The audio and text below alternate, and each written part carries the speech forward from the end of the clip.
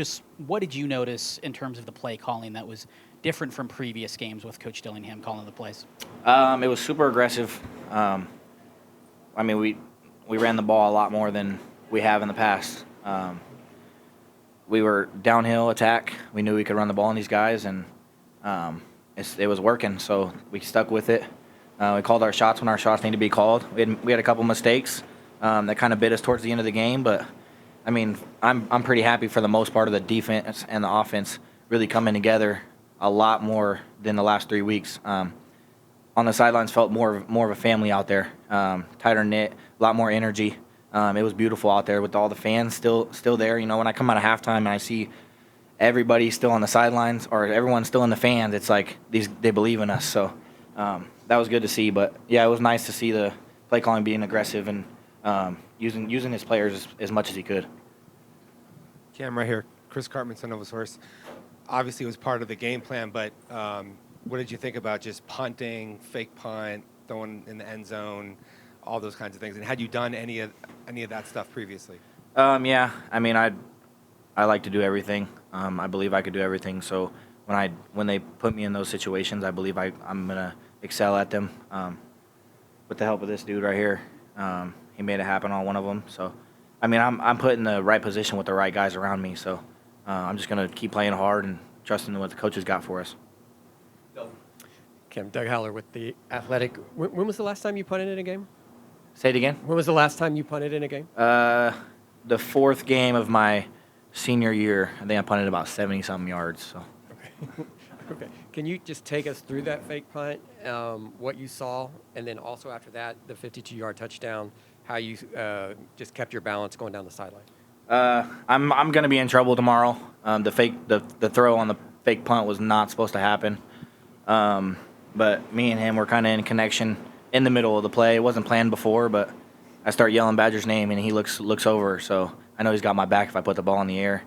But, I mean, I expect to score every play. So on that last play, I just kept my feet, and I was able to stay balanced and keep going. Badge, just your thoughts about Kenny calling plays and the rhythm that you guys were able to get into tonight and what you can take from this positively moving forward.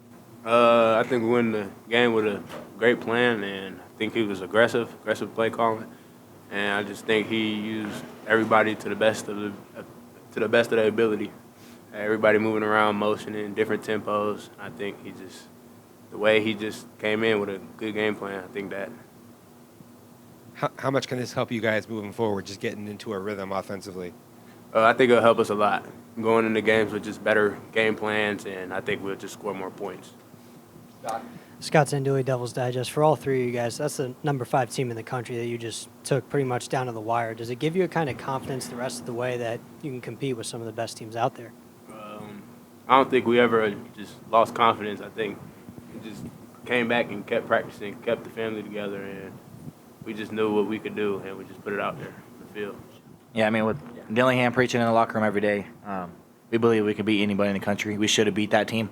We had a couple mistakes late. They kind of got us. We had them on the ropes, and then we kind of didn't exceed in what we had planned. But I mean, it happens. We'll be back next week, and that's it.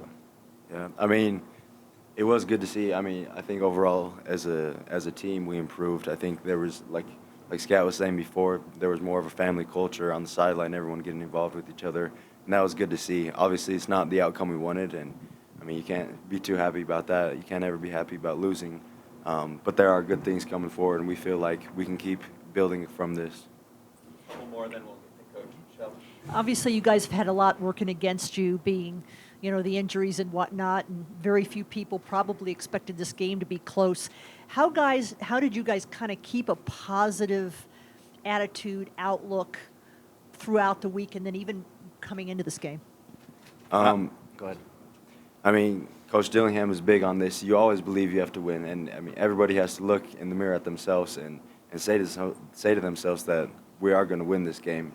That's what it all comes down to, is confidence, believing that you're going to win. When you doubt that you're going to win, that's when bad things start to happen. And so, I mean, it started with Coach Dillingham from the beginning of the week. He told us we are going to win this game, and so, it really helped us get the confidence coming in practice and coming into the game. Yeah, he nailed it. And then, Kevin, you talked about obviously the family culture on the sidelines, but going for it on fourth down and with the way the defense was playing too, do you feel that this game here was the most complimentary football that the team has played overall? Yeah, for sure. He does what he does. There's a reason he has the best offenses in the country.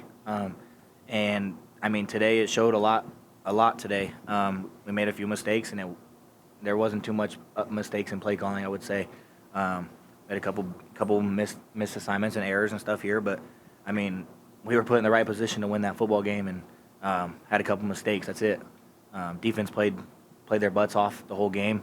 I honestly didn't think they were going to score another point after 27. But once the offense kind of slows down, it's hard for the defense to continue to keep their foot on their necks. And I mean, they played hard. We played hard. Just made a couple mistakes. One last question, Sam. Sammy New, Devil's Digest. Tate, USC rushed for over 200 yards today. What was kind of the things they were doing that you guys struggled with on the run game? I mean, obviously they're great offense, rated I think top offense in the country coming into this. You know, they were. I mean, and you have Caleb Williams. He was calling out a lot of checks and stuff before plays. They were making a lot of adjustments pre-snap. I think that that led into a lot of that. We didn't execute plays like we wanted to. So yeah, it's just unfortunate.